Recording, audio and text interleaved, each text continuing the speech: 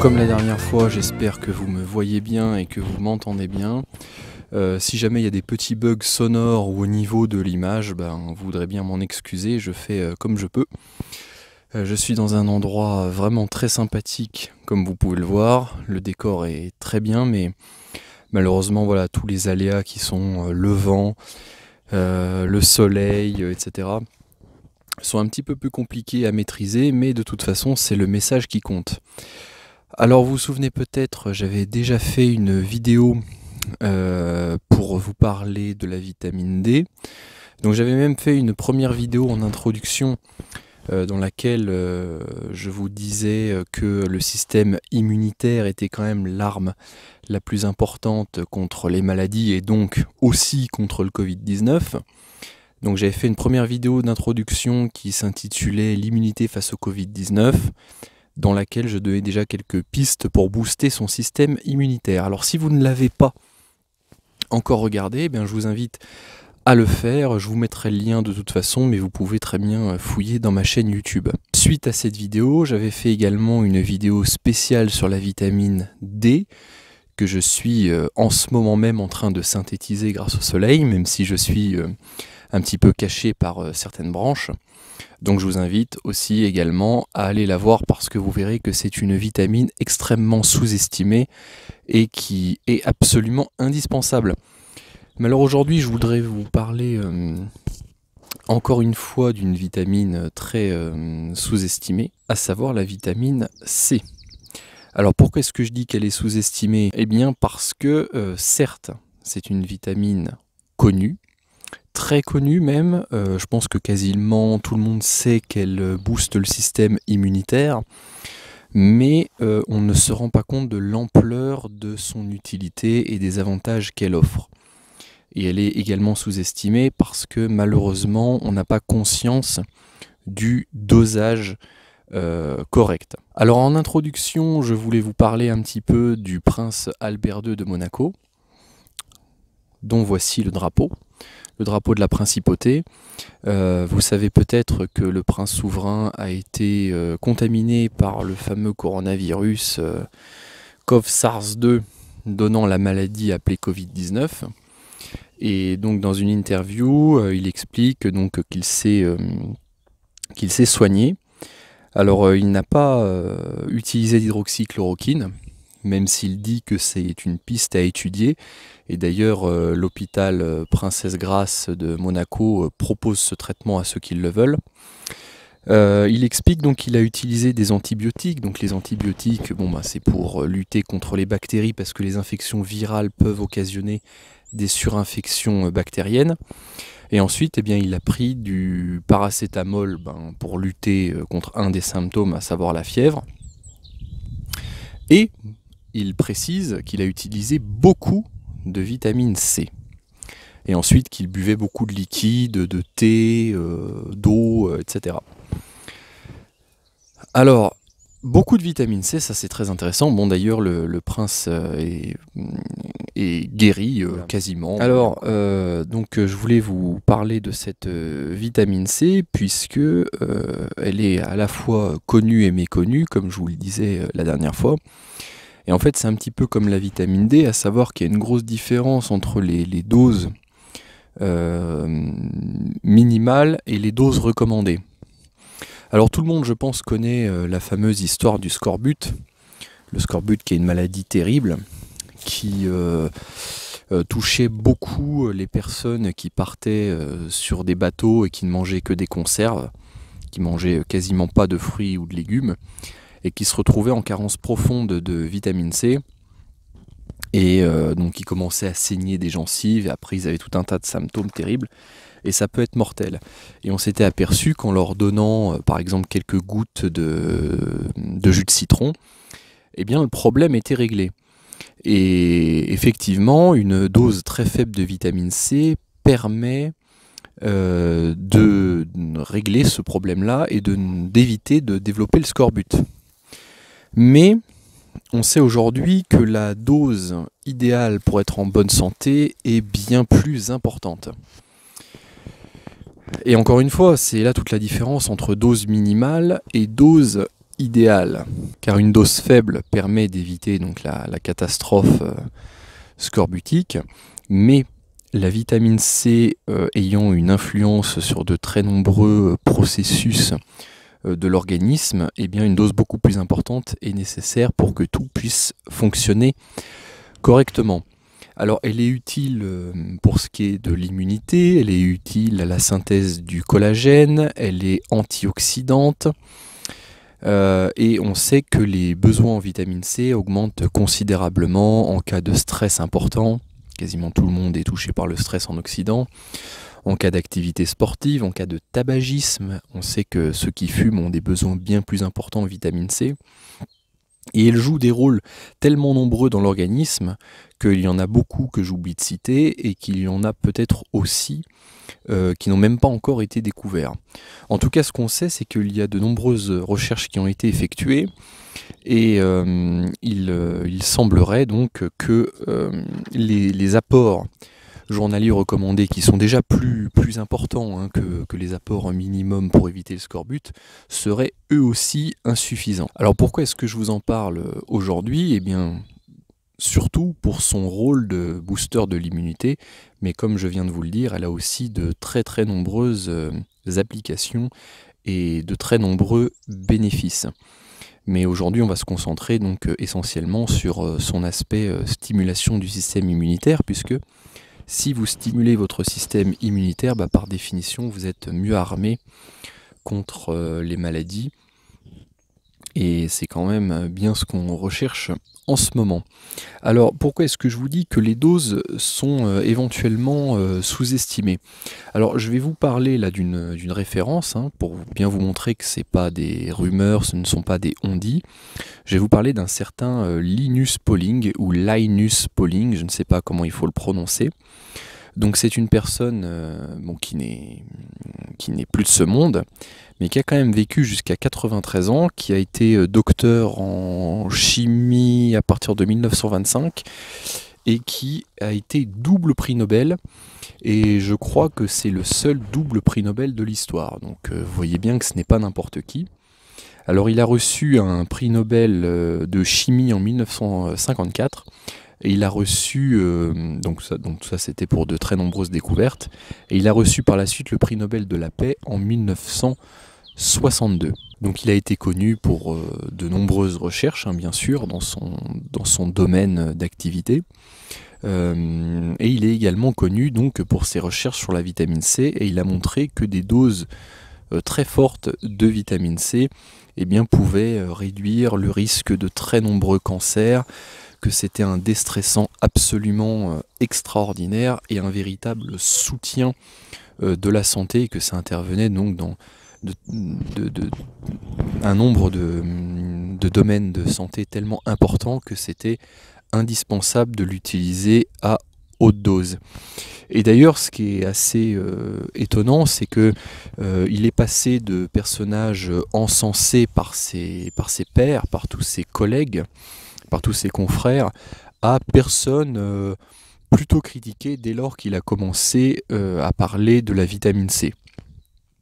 Donc c'est un petit peu étonnant, je vous laisse tirer vos propres conclusions, mais on est un peu face au même phénomène qu'avec le professeur Didier Raoult, qui est reconnu mondialement comme certainement le numéro 1 mondial dans les maladies infectieuses, et qui se retrouve critiqué par bon nombre de personnes dès lors qu'il parle d'un traitement qui coûte 20 €, le traitement. Donc je ne m'épancherai pas sur le sujet, mais je pense que vous avez compris de quoi je parle. Alors Linus Pauling est une véritable référence, et donc il a participé vraiment à faire connaître les avantages très intéressants de la vitamine C. Alors il faut savoir aussi quelque chose, c'est que, justement, il y a une controverse sur les doses à utiliser. D'ailleurs, je ne sais même pas à combien sont fixés les apports journaliers recommandés. Je sais que c'est plusieurs dizaines de milligrammes, c'est peut-être jusque 200-250 milligrammes à vérifier. En tout cas, le dosage est assez faible. Voilà, si vous écoutiez Linus Pauling de son vivant, il vous aurait plutôt recommandé plusieurs grammes. Alors, sachez que de toute façon, l'avantage de cette vitamine, c'est que ne se stockant pas, elle n'est pas toxique. C'est-à-dire que si par exemple vous vous trompez et au lieu de prendre une demi-cuillère à café, vous prenez 4 cuillères à soupe, vous ne craignez rien avec la vitamine C, à part éventuellement un effet laxatif. Donc il n'y a vraiment pas de souci. C'est pour ça que moi-même maintenant j'en prends. J'en prends de l'ordre de 2 grammes par jour, mais je sais très bien que voilà, j'ai plus ma dosette extrêmement précise, c'est pas grave, si c'est 4 ou 5 grammes, je n'ai absolument aucun problème. D'ailleurs, il faut aussi en finir avec la légende selon laquelle la vitamine C serait excitante. C'est une légende pure et simple. En fait, ce qui est excitant, c'est quand vous achetez certaines vitamines C en pharmacie qui contiennent des colorants, et en fait c'est le colorant qu'il y a dedans, et tout un tas d'additifs qui, eux, ont un effet excitant, mais pas la vitamine C elle-même.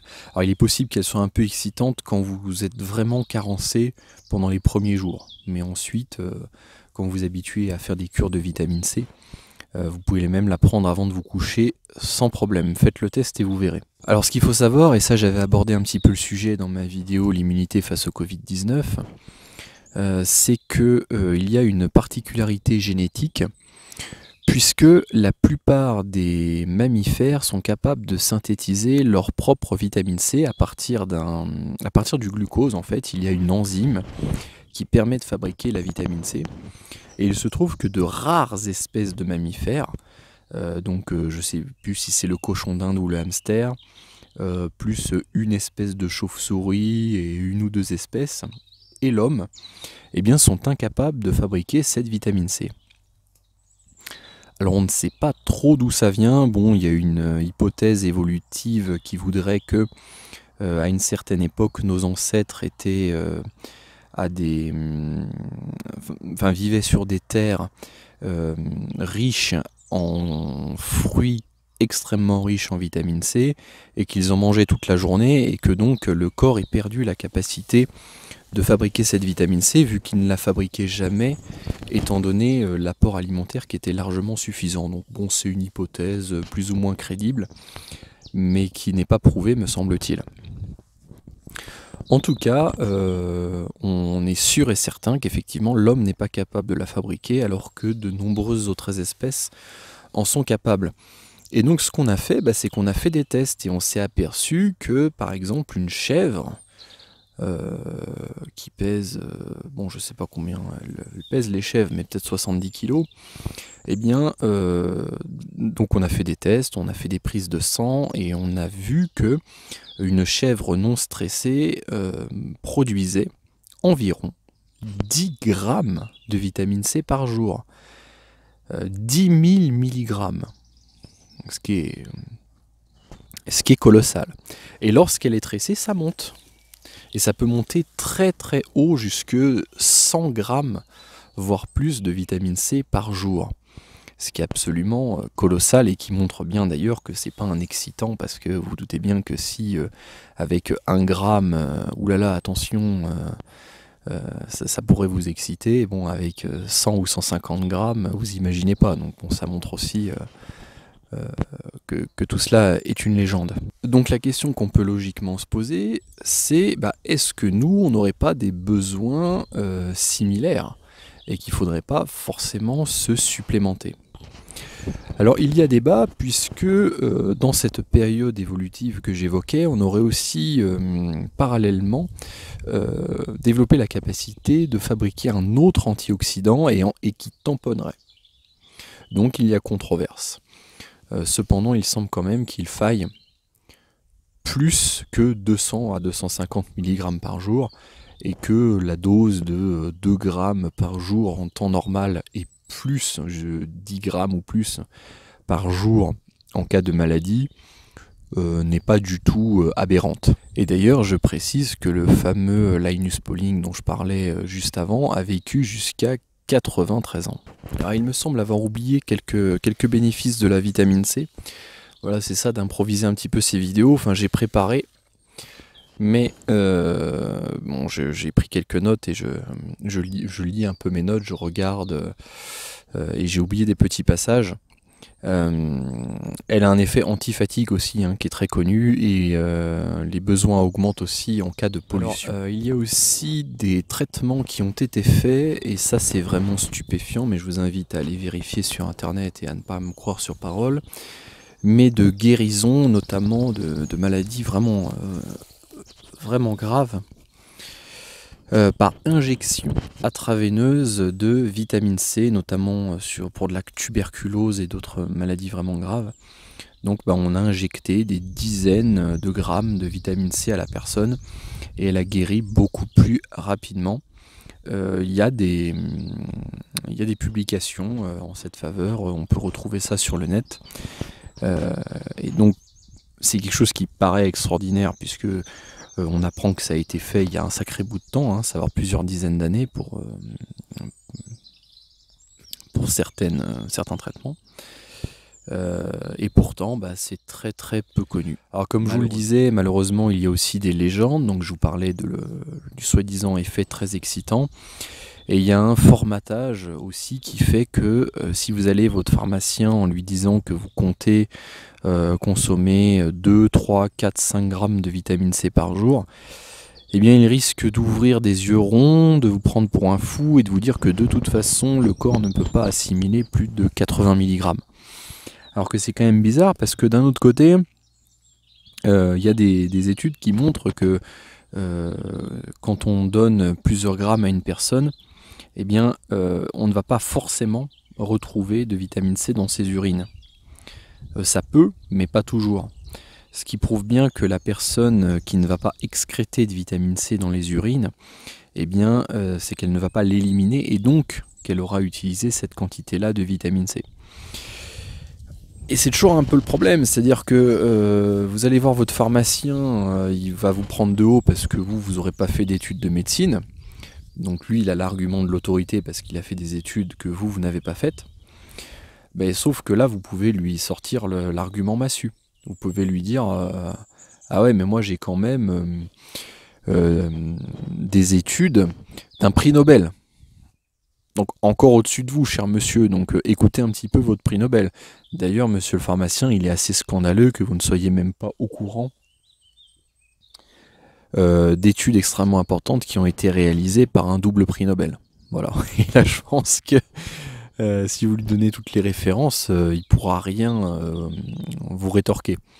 Mais donc c'est pour dire que voilà, il y a toujours comme ça des légendes qui sont très présentes, alors que pourtant la documentation existe sur le sujet, et c'est toujours pour ça qu'il faut vraiment fouiller. Il existe des solutions comme ça.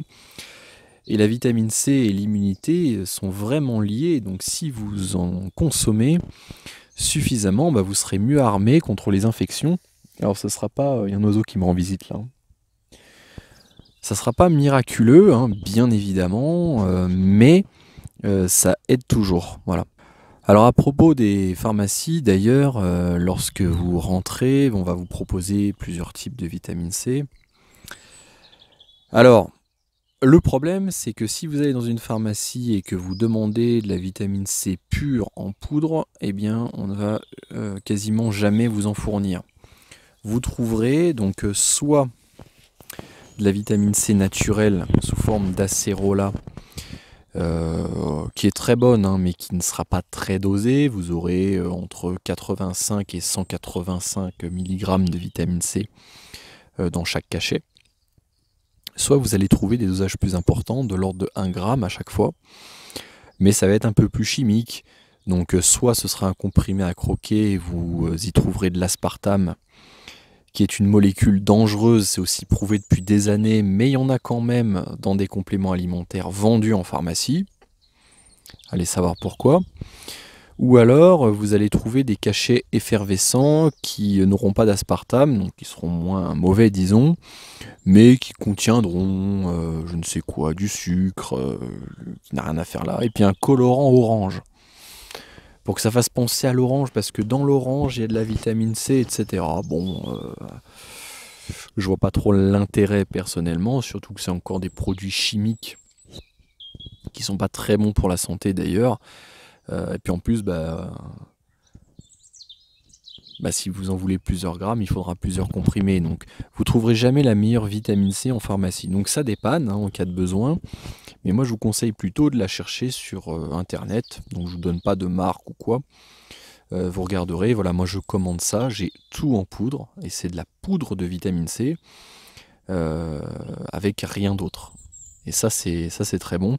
Et je recommande vraiment d'en avoir toujours chez soi parce que voilà, en cas de problème, voilà, par exemple, en ce moment, vous l'avez. Vous n'avez pas besoin de vous précipiter pour aller chercher votre vitamine C dans l'urgence comme vos rouleaux de papier cul.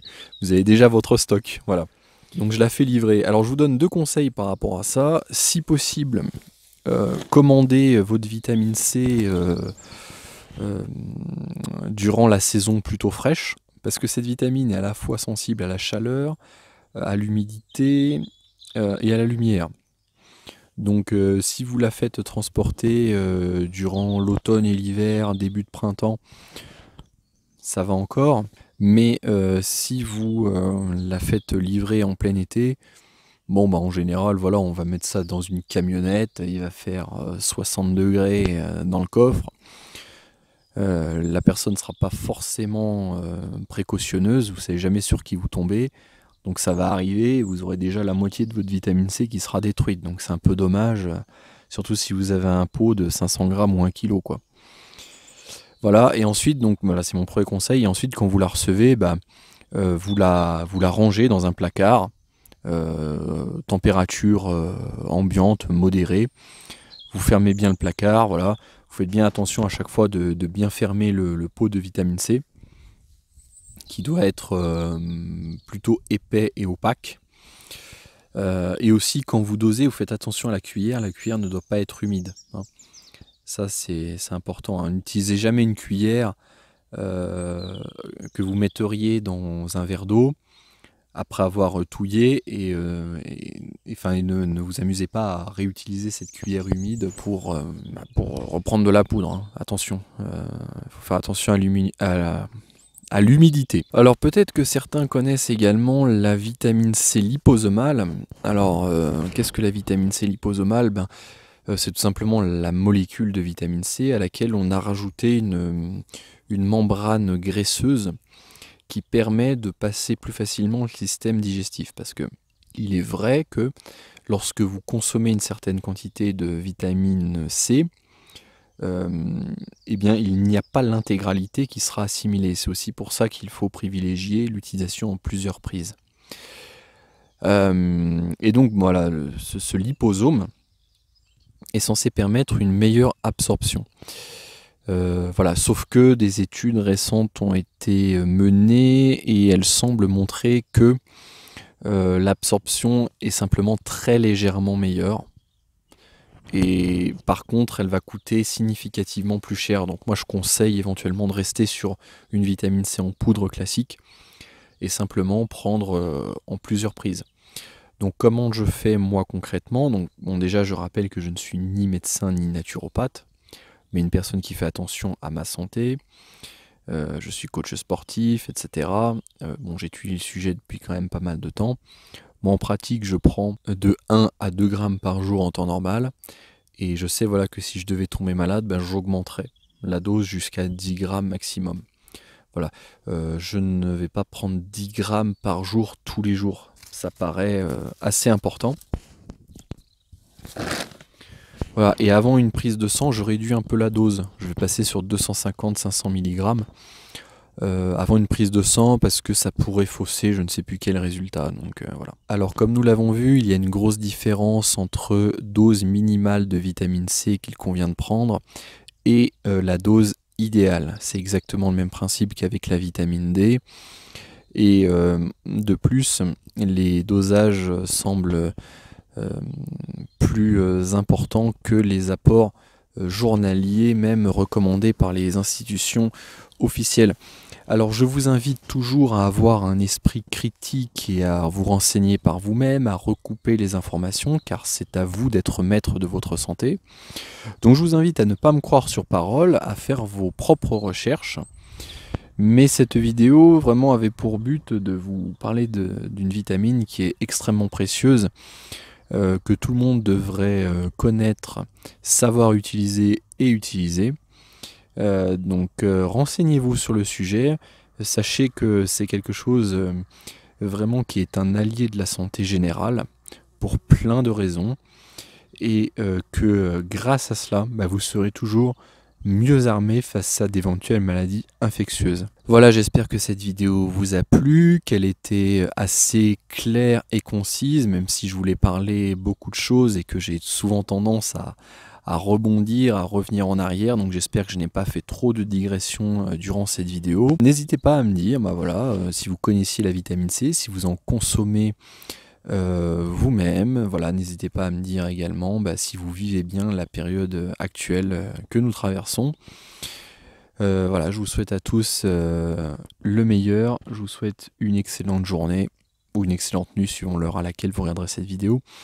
N'hésitez pas à me mettre un petit j'aime sur cette vidéo si elle vous a plu, ça m'aide beaucoup pour mon référencement, et n'hésitez pas à vous abonner car cette vidéo on est encore à ses débuts et ça me motivera vraiment à la continuer, à travailler pour vous, et ça m'encourage beaucoup. Voilà, donc je vous retrouve tout de suite dans l'espace commentaire. Je me ferai un plaisir de vous lire et de répondre à toutes vos questions, à toutes vos remarques. Voilà, à très bientôt. Salut, salut.